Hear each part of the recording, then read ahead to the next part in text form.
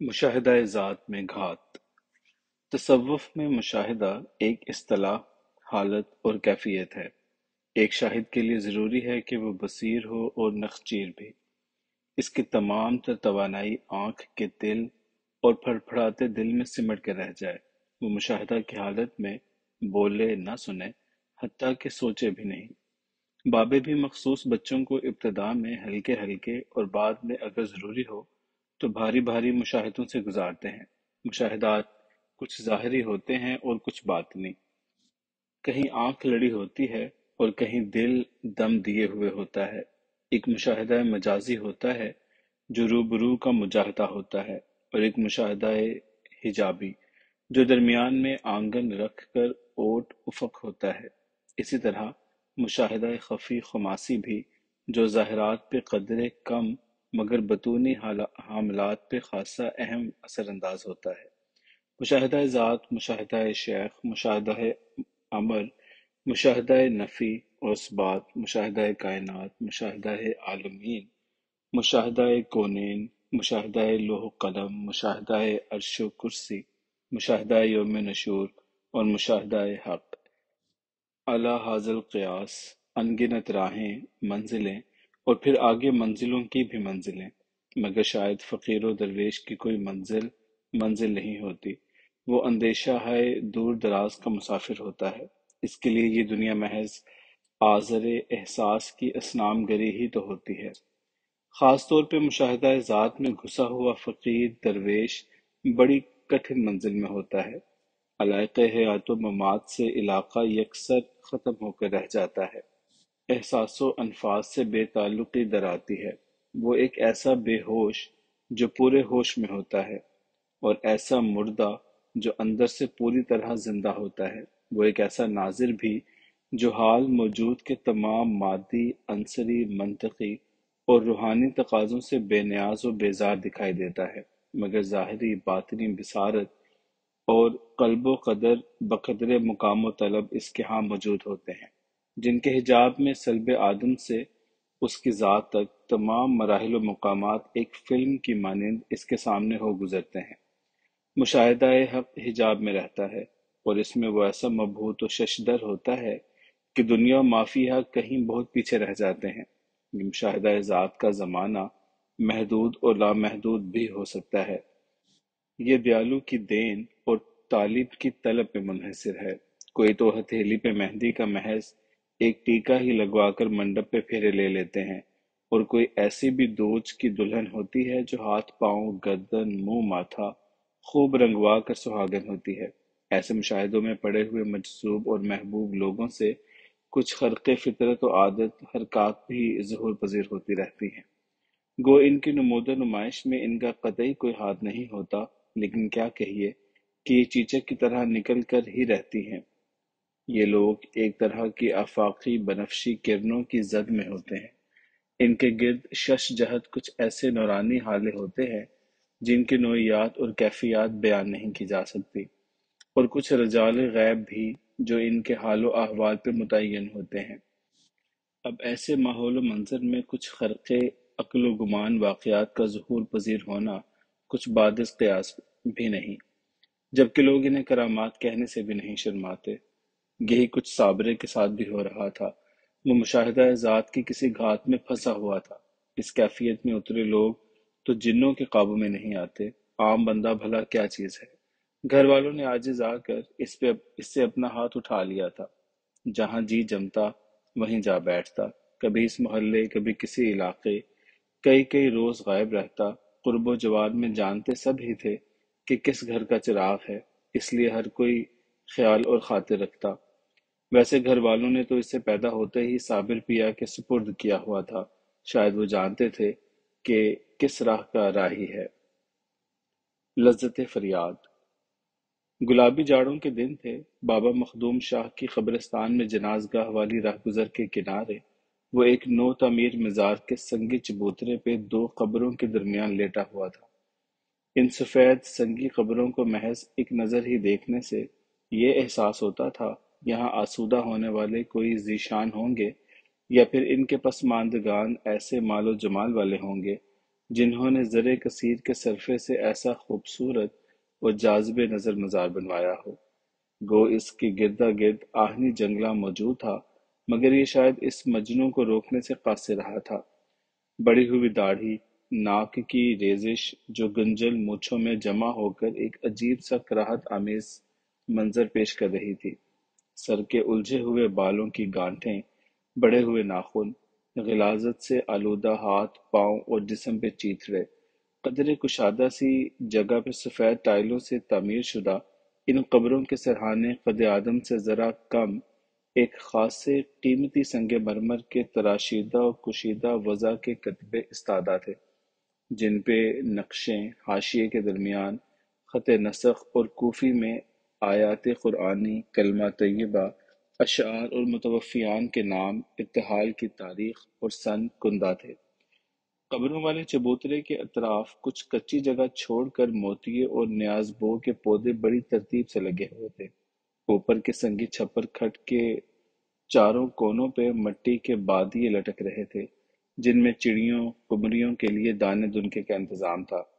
اس تمام انصرام و اہتمام سے اندازہ کیا جا سکتا تھا کہ رزق خاک بننے والے ان کے متعلقین کیسے ذوق و حس اور زر و رزق والے لوگ ہوں گے۔ قبرستان کی بیرونی دیوار کے پاس سفید رنگ کی چھوٹی سی ایک کار رکتی ہے۔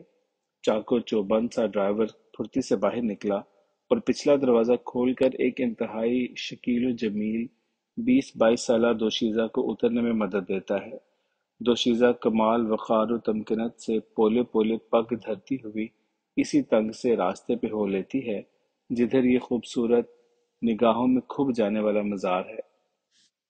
دوشیزہ کے ہاتھ میں بید مجنوں کی قمچیوں کی ٹوکری، جس میں خوش رنگ پھول اور اگربتی کا پیکٹ موجود ہے۔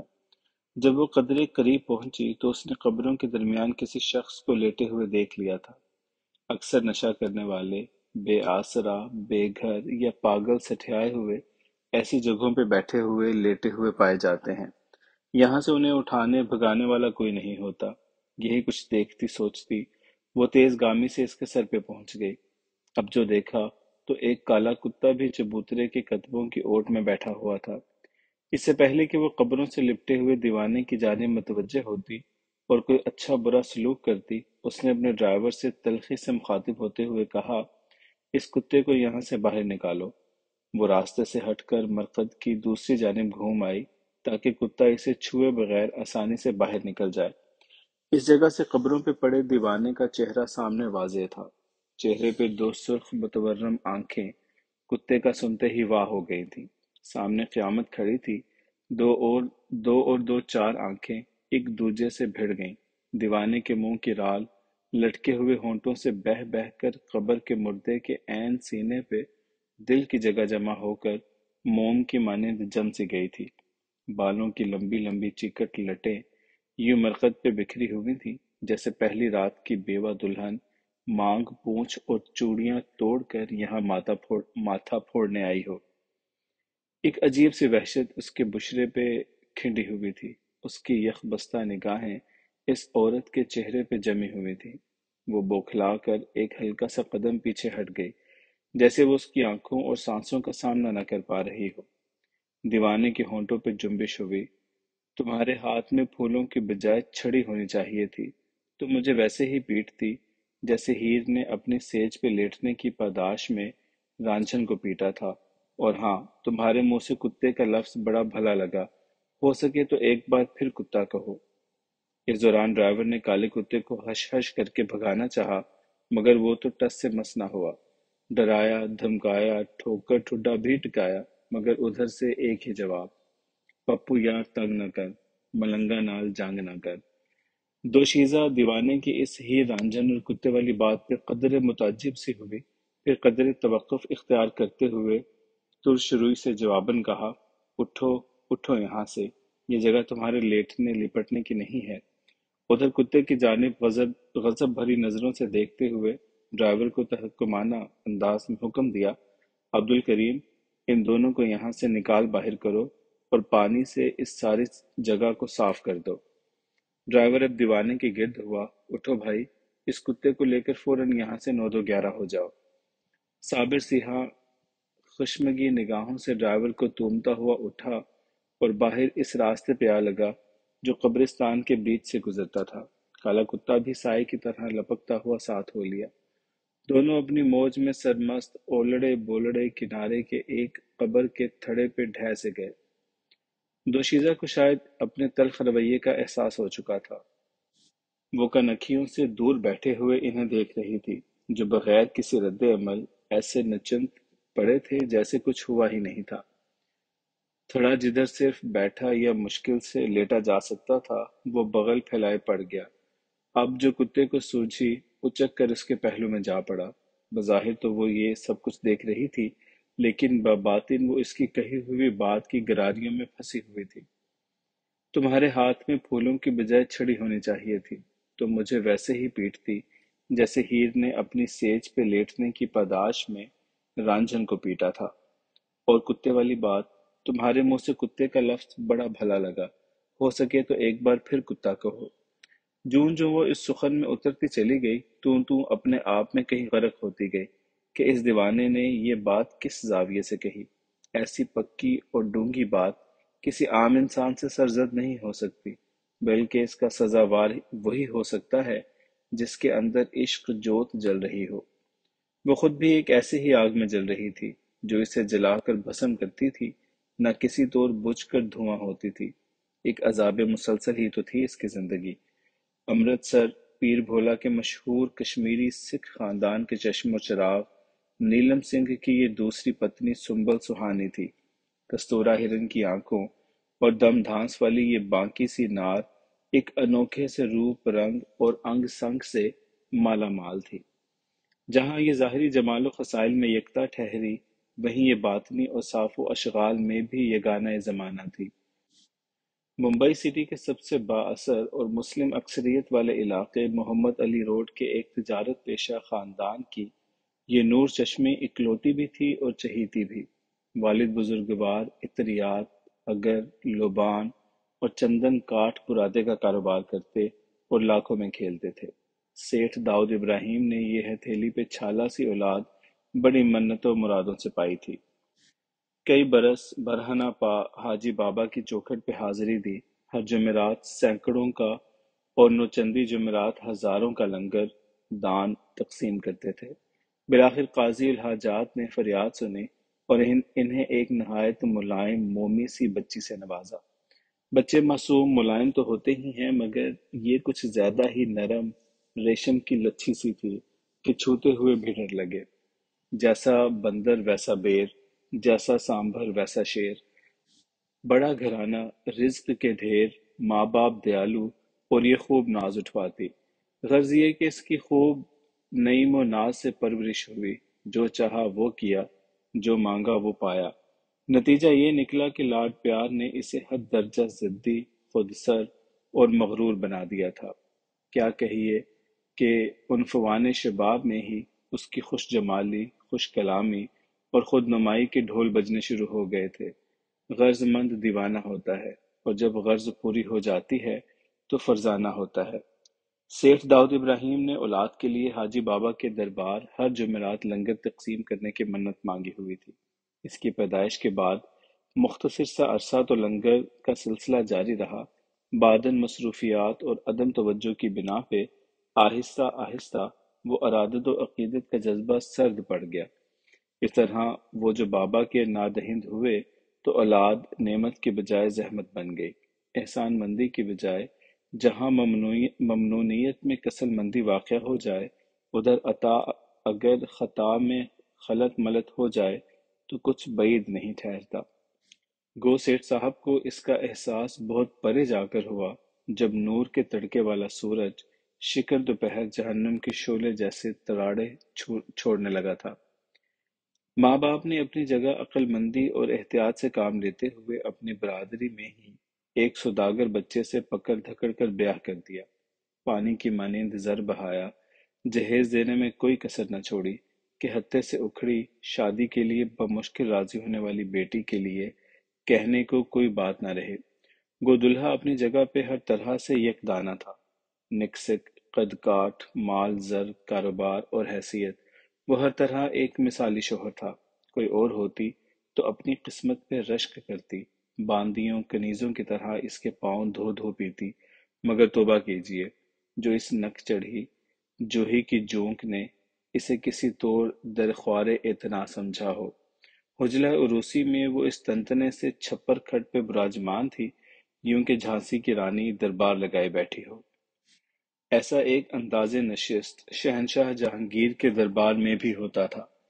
ملکہ ہندوستان نور جہاں اسی تمکنت اور تنتنے سے پس چلمن جلوہ آرا ہوا کرتی تھی کہ جہانگیر کی جان پہ بنی رہتی، جبکہ خاصان دربار کی نگاہیں نیچی اور دل بلیوں اچھل کے حلق میں آ رہے ہوتے۔ یہ شوہر بیچارہ یوں داخل ہوا جیسے کوئی مجرم سر مقتل دھکیلا جاتا ہے۔ کسی طور جو نظر اٹھا کر ادھر دلہن کی جانب دیکھ بیٹھا تو مارے روب حسن و جمال منہ بھاڑ کیے دیکھتا ہی رہ گیا۔ محض ریشہ ختم ہی ہوتا تو اور بات ہوتی، یہاں تو اس عروس لالا رنگ نے اسے نیلا پیلا اور گیلا کر کے رکھ دیا تھا۔ چند ڈھل مل سے لمحے وہ اسے تجاہل عروسانہ نگاہی سے تولتی رہی، پھر ادبدا کر بولی، وہیں کھڑے کھڑے ہی کہیے کہ اب کیا ارادے ہیں۔ وہ تو بولایا ہوا تھا، کیا بولتا، ہلکایا سا بولا، حکم۔ چند ثانیے اسے گھورنے کے بعد گویا ہوئی، بجا لاؤ گے؟ بصر و چشم، دلہا نے سر جھکا کر سینہ پہ ہاتھ رکھتے ہوئے بڑی خاکساری سے جواب دیا، وعدہ؟ وہ زہر خندہ سی مزید تصدیق کرنے لگی، پکا۔ سنبل سہانی نے اس سے چھپر کھٹ کے پاس پڑے سنگار میز کے مرصع موڑھے پہ بیٹھنے کا حکم دیا، تکیے کے نیچے سے ایک دبیز کرتاس نکال کر اس کی جانب بڑھاتے ہوئے کہا، بغیر پڑھے اس ورق کی تحریر کے نیچے دستخط کر دو۔ اس اللہ کے بندے اور اس عجیب بندی کے بندے نے اپنے وعدے کے مطابق عمل کرتے ہوئے بن پڑھے دیکھے دستخط کر دیے، اور ورق اس کی جانب بڑھاتے ہوئے کہا، حکم۔ سنبل سہانی نے ورق ایک لفافہ میں رکھتے ہوئے کہا، اب منہ سے 3 بار طلاق طلاق طلاق کہو۔ اس نے کمال متانت اور استقامت منوعاً یہی الفاظ دہرا کر پھر پوچھا، حکم۔ اب اسی وقت مجھے میرے ابا کے گھر چھوڑ آؤ۔